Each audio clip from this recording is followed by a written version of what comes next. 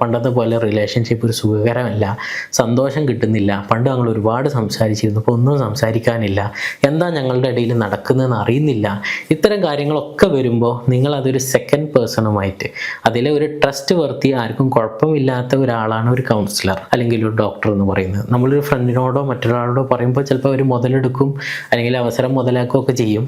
അപ്പോൾ അങ്ങനെയൊന്നും ഇല്ലാത്ത ട്രസ്റ്റ് വർത്തി ആയിട്ടുള്ള ഒരാളുണ്ടെങ്കിൽ നമുക്ക് അവരോട് ഷെയർ ചെയ്യാം. അപ്പം നമുക്ക് ഐഡൻറ്റിഫൈ ചെയ്യാം. അങ്ങനെ ഐഡൻറ്റിഫൈ ചെയ്തതിന് ശേഷം നമ്മൾ അതിന് എന്താണ് സൊല്യൂഷൻ വേണ്ടത് എന്ന് ചെയ്യുകയാണെങ്കിൽ നമുക്കിപ്പോൾ ഹാപ്പി ആയിരുന്നു, പിന്നീട് ഹാപ്പി അല്ലാത്ത റിലേഷൻഷിപ്പ് നമുക്ക് വീണ്ടും ഹാപ്പി ആക്കാൻ പറ്റും. പിന്നെ ചില ആളുകളുണ്ട്, അവർ അവരുടെ പാർട്ട്ണറെ ഭയങ്കരമായിട്ട് ഇഷ്ടപ്പെടുന്നു. ഈ ഇഷ്ടപ്പെടുന്നത് കാരണം ഈ പാർട്ട്ണർ ഇങ്ങോട്ട് ചെയ്യുന്ന എന്ത് വൃത്തികേടും സഹിക്കാൻ നമ്മൾ റെഡിയായിട്ട് ഇങ്ങനെ ഇരിക്കുക. എന്നിട്ട് അവർ ഈ അപ്പക്കഷ്ണം പോലെ ഇട്ട് തരുന്ന ഏതെങ്കിലും ഒരു നേരത്തെ ഒരിത്തിരി സന്തോഷത്തിന് വേണ്ടി നമ്മളിങ്ങനെ വെയിറ്റ് ചെയ്ത് നിൽക്കും. അവിടെ ഞാൻ നേരത്തെ മറ്റൊരു വീഡിയോയിൽ പറഞ്ഞിട്ടുണ്ട്, നമുക്ക് ധൈര്യം വേണം.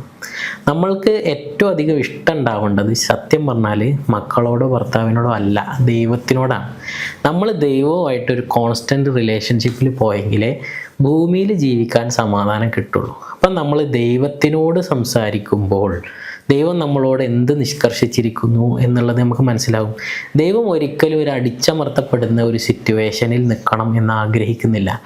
ഇപ്പോൾ ഒരു എക്സാമ്പിൾ പറഞ്ഞു കഴിഞ്ഞാൽ, ഞാൻ അറിയുന്നൊരു കപ്പിൾ, അവർ കല്യാണം കഴിഞ്ഞിട്ട് ഒരു 6 മാസം, ഒരു വർഷം അവർ ഒരുമിച്ച് ജീവിച്ചു.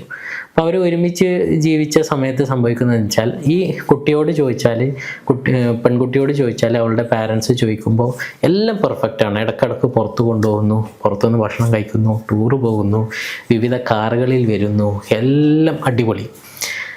പക്ഷെ ഒരു ദിവസം ഈ പെൺകുട്ടി ഇങ്ങനെ കരഞ്ഞിരിക്കുക. അപ്പോൾ ഈ കരഞ്ഞിരിക്കുമ്പോൾ ഉമ്മ വന്ന് ചോദിച്ചു, എന്താ മോളെ നീ ഇങ്ങനെ കരയുന്നത്? അപ്പോൾ അവൾ പറഞ്ഞു, ഒന്നുമില്ല, ഇക്കയുടെ തെറ്റിയതാണ്, കുഴപ്പമൊന്നുമില്ല, അത് ശരിയായിക്കോളും. അപ്പോൾ ഉടനടി അന്ന് വൈകുന്നേരം ഇക്ക വീണ്ടും വരുന്നു. ഇക്ക വീണ്ടും കുട്ടിയെ പുറത്ത് കൊണ്ടുപോകുന്നു, നല്ല ഭക്ഷണമൊക്കെ കഴിക്കുന്നു, നല്ല ഡ്രസ്സൊക്കെ എടുത്ത് കൊടുക്കുന്നു, തിരിച്ചു വരുന്നു, ആൾ ഹാപ്പി. ഇതിങ്ങനെ തുടർന്നുകൊണ്ടിരിക്കുക. അങ്ങനെ കുറേ തവണ കരഞ്ഞുകൊണ്ടിരിക്കുമ്പോൾ വീണ്ടും പാരൻസ് കുറച്ചുകൂടി സ്ട്രോങ് ആയിട്ട് ചോദിച്ചപ്പോൾ ഇവൾ പറഞ്ഞു, എല്ലാം ചെയ്തു തരും ശരി തന്നെ, പക്ഷെ ആളുടെ ദേഷ്യം സഹിക്കാൻ കഴിയാത്തതാണ്. ആൾ ദേഷ്യപ്പെട്ട് കഴിഞ്ഞാൽ എൻ്റെ മോളിൽ കയറിയിരുന്ന് തലങ്ങും വിലങ്ങും അടിക്കും, അടിച്ചിങ്ങോട്ട് പഞ്ചറാക്കും, നമുക്ക് സഹിക്കാൻ കഴിയാത്ത അടി. എന്നിട്ട് കുറച്ച് കഴിഞ്ഞാൽ ഒരു 1-2 മണിക്കൂറൊക്കെ കഴിഞ്ഞ് കഴിഞ്ഞാൽ ആൾ സമാധാനത്തിലെത്തി കഴിഞ്ഞാൽ പിന്നെ നമ്മൾ പുറത്ത് കൊണ്ടുപോകും, എല്ലാ കാര്യങ്ങളും വാങ്ങിത്തരും.